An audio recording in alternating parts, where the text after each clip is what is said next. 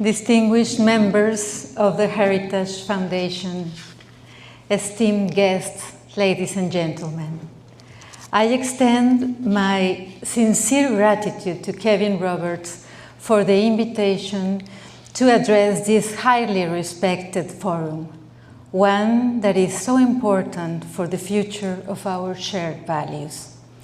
I also wish to express my loving thanks to my son Leonardo for standing here by my side and in every step for the fight for Mexico. First of all, please accept my condolences for the great loss of Charlie Kirk. May he rest in peace and our Lord's perpetual light shine upon him. His work, I am sure, will continue to inspire people to look up for Jesus Christ. I stand before you deeply concerned about the trajectory of my country, Mexico, a nation of good people, a nation I love, and I have dedicated all my life to serving. First, as a television investigative journalist and anchorwoman who survived an assassination attempt for denouncing organized crime, cartels, and governmental corruption. And recently, just 7 years ago, as a senator, now attending my second term as conservative opposition. Today, Mexico is in danger, following step by step the Venezuelan path. The radical left regime threatens to undermine the very foundations of the partnership between our countries and jeopardize the stability of our shared region. For the last 3 decades, we believed Mexico was finally ready for genuine progress. As a democratic nation, we pursued market-based reforms and opened our economy to foreign investment. We were striving to build a republic where no one held absolute power. NAFTA was a culmination of these efforts. It was more than a trade deal, it was a symbol of a shared vision for an integrated and prosperous North America. But the dream of Mexico as a responsible partner in the free world began to fade under the radical left government of Andrés Manuel López Obrador, who began dismantling, undermining the rule of law and forging ties with cartels. He began dismantling democracy. Now we have a crisis that is not merely domestic, but a direct threat to the security of the entire hemisphere. The Latin American left gains power. Authoritarianism, statism, and collusion with cartels are unfolding with an alarming clarity in Mexico. The gradual but relentless erosion of liberty and the rule of law are transforming Mexico from a republic to a one-party regime that ruthlessly silences dissent, destroys institutions and fundamental rights, and concentrates power in corrupt politicians who have jeopardized the justice system, turning it into a tool of political repression that targets not only political rivals, but journalists, activists, priests, and anyone who dares to speak truth to power or expose their ties to criminal organizations. This is not a matter of isolated incidents. President Claudia Sheinbaum leads an active and deliberate destruction of democratic institutions. She displaced, with an illegitimate majority of Congress, the most experienced and independent judges from the top of the Supreme Court to the lower courts, replacing them with loyalists and cronies appointed through fraudulent elections with appallingly low voter turnout. The result is a judiciary that is no longer impartial, objective, and committed to upholding the rule of law, but somewhat beholden to the ruling party, a puppet court to serve the president as an autocrat, not to serve the people. The new judiciary got into power violating the Constitution, just like it happened in Venezuela. Just like it. It is not an exaggeration to say that Mexico no longer possesses a genuinely independent judiciary. The situation may worsen in the months ahead. The president will pursue further reforms, including a deeply concerning electoral overhaul to increase government interference and make it far easier to commit fraud, ensuring her party's perpetual and ending fair and competitive elections. Morena Party is full woke ideology. It's illegal in Mexico to say that a man is a man even under woman's clothes and makeup. If you say so, you get fined and kicked out of politics. Children are indoctrinated in the woke ideology, forcing them to study with the books published by the government. They have to learn about the left ideology as the best political and economical system. It is also prohibited to mention God in schools, in classrooms. You cannot mention the word God. This insidious rise of authoritarianism is linked to another troubling trend: the relentless and often reckless expansion of the state into all spheres of economical and social life. The government supports central planning, has a deep suspicion of free markets, and undermines private enterprise. Statism is at the core of the regime. The government has restricted private investment in key sectors such as energy, effectively taking industries under the state's control with its corrupt and inept bureaucrats. Perhaps the most alarming aspect of this statism is the growing role of the military in Mexico's economy. Rather than focusing on the urgent task of defending our nation from cartels, the military manage ports, airports, custom facilities, and other sectors like construction, transportation, and a wide array of commercial activities. And this brings me to the third and most alarming aspect of the new Morena regime: the alliance between the government and the cartels. A systematic and deliberate strategy to consolidate power through violence, intimidation, and the manipulation of the rule of law. Listen to this. Each day in Mexico, 10 women are assassinated. Each day in Mexico. This has been for years now. Mexican mothers mourn. Mexican mothers, we all live in fear throughout our country. And let me be crystal clear. The cartels are embedded in the political system, exercising enormous influence over elections, laws, and territory. Just 2 weeks ago, a major scandal was exposed involving 2 higher-ranked members of the Mexican Navy, nephews of the Navy Secretary. They were leading an international fuel smuggling and theft crime organization in collusion with a designated terrorist cartel. Moreover, the cartels actively participate in the elections. They have financed campaigns from the leftist ruling party. They have kidnapped opposition members. And in the 2024 election, 40 candidates were assassinated. 40 candidates.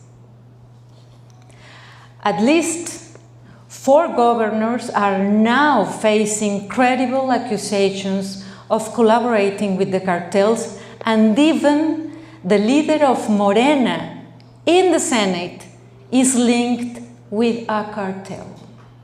He sits just a few meters from me. In fact, López Obrador, presidential office chief, had a bank laundering money for a cartel to buy chemicals in China to produce fentanyl in Mexico, and Sheinbaum will not proceed against him. The lines between government and organized crime have blurred, and cartels operate with impunity and terror. In this increasingly bleak landscape, there was one moment of clarity, a game changer that at least partially shifted the dynamics: the new policy from President Donald Trump toward Latin America. President Trump, unlike many others in Washington Biden's administration, recognized the gravity of the situation in Mexico and understood the dangers posed by the cartels, not only as the main culprits behind flooding the United States with fentanyl, but also as a destabilizing force threatening the security of the entire hemisphere. He took a bold and decisive step, designating the Mexican drug cartels as terrorist organizations. I have tried 3 times to pass a bill at the Senate to designate cartels as terrorists. 3 times, from years ago. But López Obrador and Claudia Sheinbaum ordered the Morena senators to vote against it. Why? Because they are narco-politicians.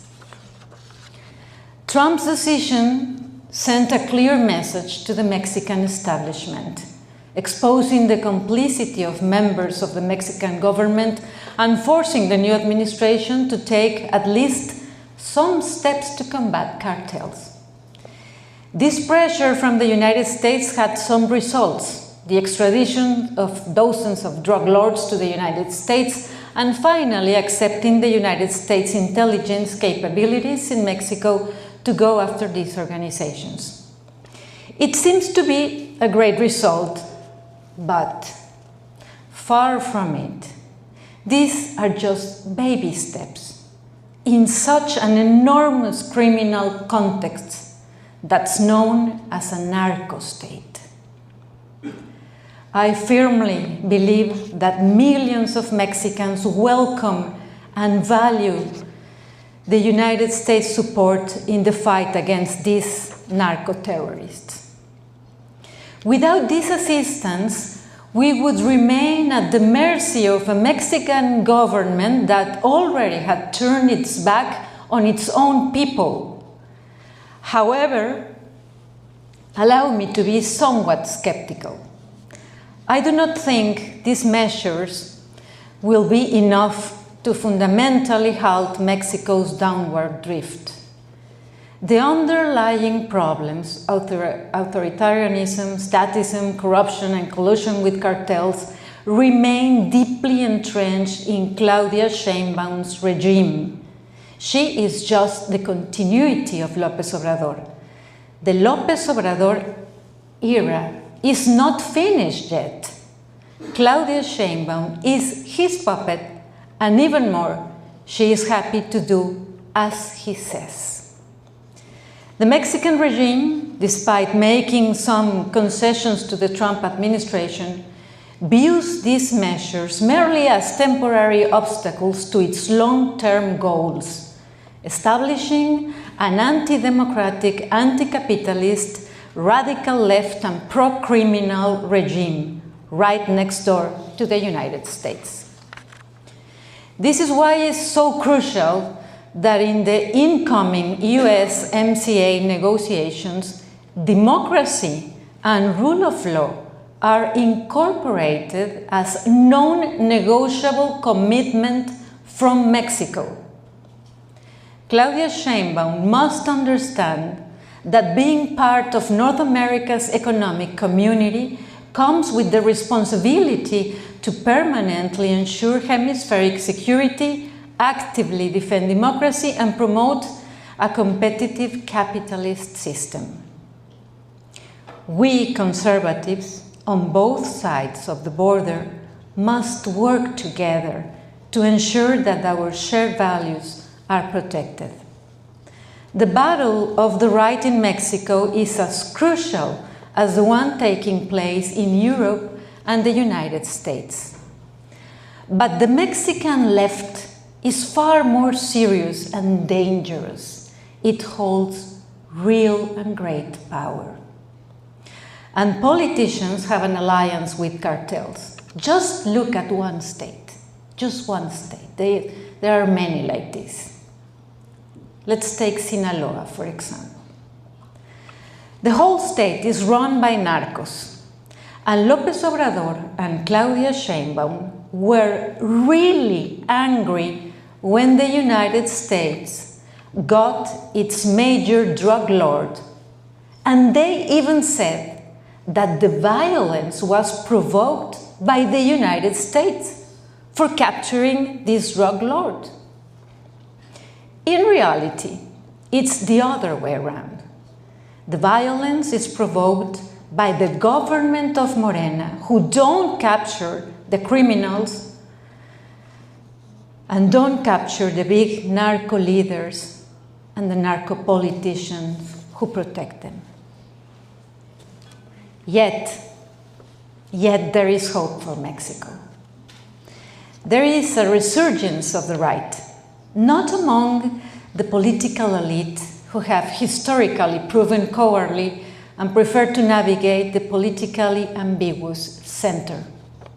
The resurgence of the right is taking place among the new generations, in the generation of my son, in those young Catholics who are sick of professing their faith in silence, in the men who are tired of being humiliated by radical feminism, in the families who are concerned by the indoctrination of their children, in the entrepreneurs who perceive the attack against meritocracy as an existential threat, in the victims of the cartels who desperately cry out for order. We Mexicans are, at our core, people of family values, Christian faith, and of a meritocratic spirit. It is for these reasons that voices such as the ones from J.D. Vance, President Meloni, Isabel Díaz Ayuso, Javier Milei, and Bukele are beginning to create fissures within the dominant discourse of the left in my country. Yes, the Mexican right is listening and it's beginning to articulate itself. We have to stop Mexico from becoming the next Venezuela. Right now, Mexico is not a republic anymore. Just watch the destruction of the institutions, the absence of the rule of law, the statism. Just observe the help and the admiration that Morena promotes for Cuba and Venezuela. Under Morena, Mexico has become one of the most violent and corrupt countries in the world. I hope our countries can work together against crime at a major scale. I ask the United States government to let us know the names of the narco politicians. Our people should know at least who are identified by the United States authorities so we can organize social pressure over them. I can assure you there are many of us who are fighting for freedom, life, justice, for republican institutions, for the rule of law. We are fighting for peace. We are in front of the radical left monster and their allies, the cartels. But under God's guidance, we won't step back. We are fighting for Mexico. Let this be known to our good American neighbors. May God bless our countries. Thank you.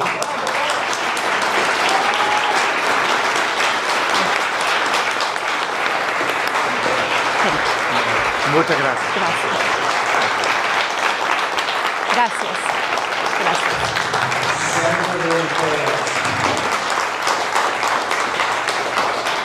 That's a very good